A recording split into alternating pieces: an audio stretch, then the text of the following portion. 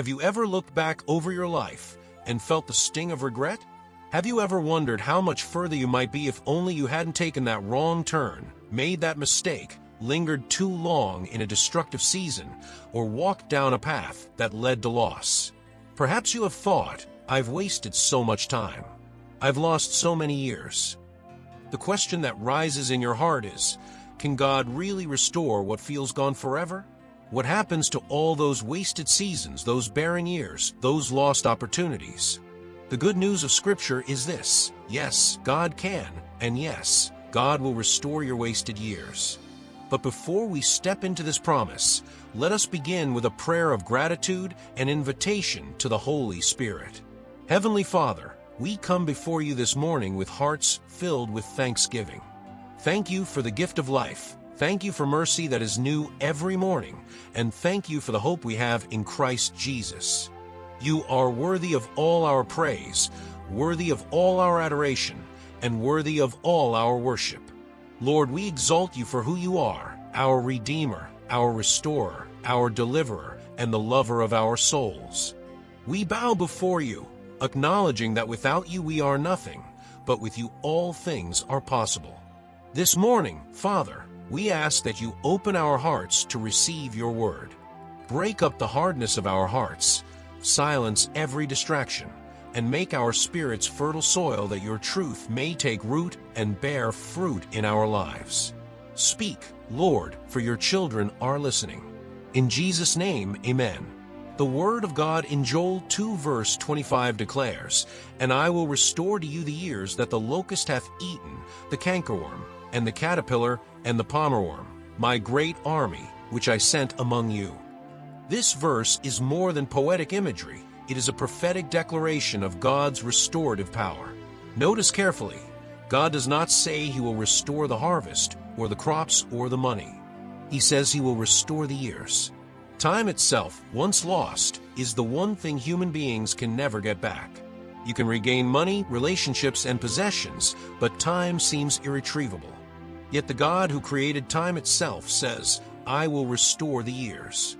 This is not a natural promise. It is a supernatural one. It is God's declaration that he can compress blessings, accelerate destiny, and make 1 year of obedience more fruitful than 10 years of wandering. Think of the locust swarm in Joel's prophecy. Locusts devour everything in sight, leaving nothing behind but barrenness. The locust is a symbol of destruction, of lost productivity, of wasted potential. In our modern lives, locusts can take many forms. For some, it is years wasted in sin, addiction, or rebellion. For others, it is time lost to fear, procrastination, or relationships that drained rather than nurtured. For still others, it is seasons of pain, loss, or injustice where life seems stolen by circumstances beyond your control. But the God who restores wasted years looks at the barren field of your life and declares, "This is not the end. I can bring back beauty, fruitfulness, and abundance where there has been nothing but emptiness." Consider the life of Job. Job lost everything: his children, his wealth, his health, and his reputation. His years were swallowed up by grief, suffering, and ridicule. Yet, Job 42 verse 10 tells us, "And the Lord restored Job's losses when he prayed for his friends. Indeed, the Lord gave Job twice as much as he had before." Job's story is proof that even after devastating loss, God can restore more than what was stolen. Restoration with God is not merely a return to the former state. It is often double, pressed down, shaken together, and running over. Think also of Joseph. Betrayed by his brothers, sold into slavery, falsely accused, and thrown into prison, Joseph spent 13 years in what seemed like wasted seasons. But in one day, God elevated him from the dungeon to the palace. What looked like lost time was preparation for destiny. What looked like delay was divine training. Joseph himself declared in Genesis 50 verse 20, "But as for you, you meant evil against me, but God meant it for good." The wasted years were not wasted at all in God's hands. They were repurposed for his glory. The same is true for the prodigal son. He wasted his inheritance on reckless living, chasing pleasure until he found himself broken, hungry, and alone. But when he came to himself and returned to the Father, he was not met with condemnation, but with restoration. The Father clothed him, placed a ring on his finger, sandals on his feet, and called for a feast. What the Son thought he had wasted forever was restored by the love of the Father. This is the power of our God. He is the Redeemer of time. He is the one who makes all things new. He is the Alpha and Omega, the beginning and the end, and he can step into your timeline and reorder your story. He can take wasted years and turn them into a testimony of his grace. He can take the broken fragments of your past and weave them into a masterpiece that glorifies his name. The key, however, is turning to him. Joel 2 verses 12 to 13 says, "Therefore also now, saith the Lord, turn ye even to me with all your heart, and with fasting, and with weeping, and with mourning, and rend your heart, and not your garments, and turn unto the Lord your God. For he is gracious and merciful, slow to anger, and of great kindness, and repenteth him of the evil." Restoration begins when we return. God cannot restore what we refuse to surrender. The moment you lay your wasted years at his feet, he breathes new life into them. Think of your life as a field.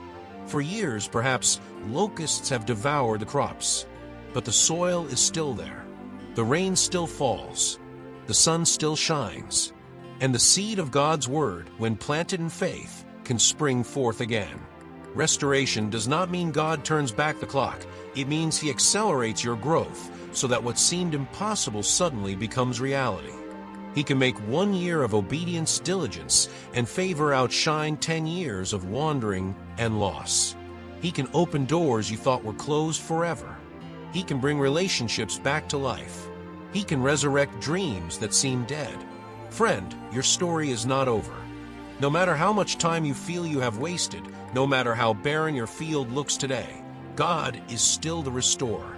He does not simply give back what was lost. He gives better, fuller, richer, and greater than before.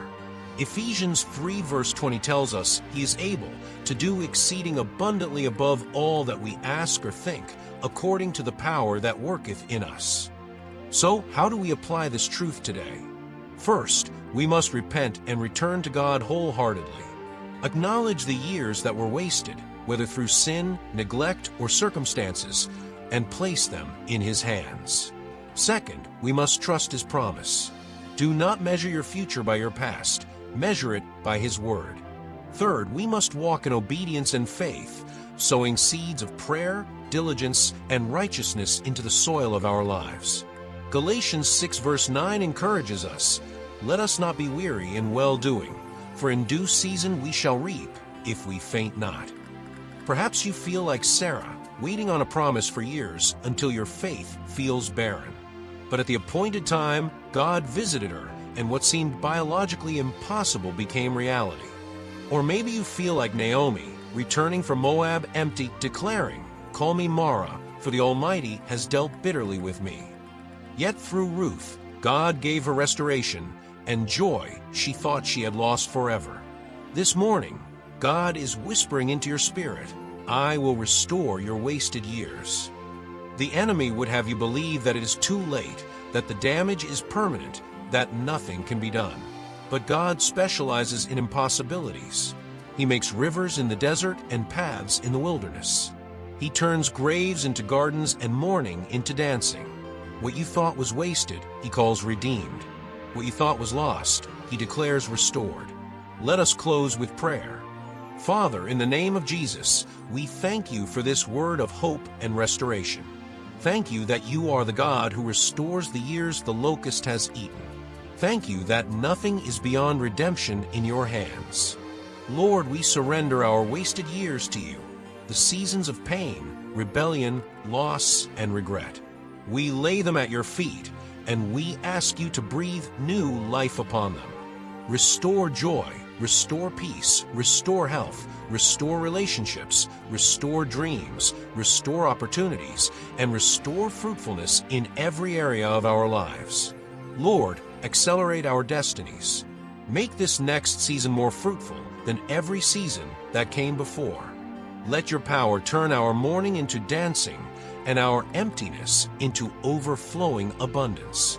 And Lord, for anyone listening who has not yet made Jesus Christ the Lord and Savior of their lives, I invite them now to take this step of faith. If that is you, pray this prayer with me. Lord Jesus, I confess that I am a sinner in need of your grace. I believe that you died for my sins and rose again for my salvation. Today, I repent of my sins and I receive you into my heart as my Lord and my Savior. Wash me, cleanse me, and make me new. From this day forward, I will follow you and live for you. Thank you for saving me. Amen. If you prayed that prayer sincerely, welcome to the family of God. I encourage you to find a Bible-believing church near you that teaches Jesus Christ as Lord and to grow in your faith with fellow believers. Now, as we end this devotional, I want to leave you with a question to reflect on. What area of your life do you believe God wants to restore? And what step of faith will you take today to align yourself with His promise? Carry this thought with you today. The years may have been wasted, but with God, nothing is wasted. He redeems, He restores, and He makes all things new. If this message blessed you, I encourage you to share it with someone else who needs hope, and stay connected as we continue to walk this journey of faith together. God bless you richly, and may His restoration overflow in your life.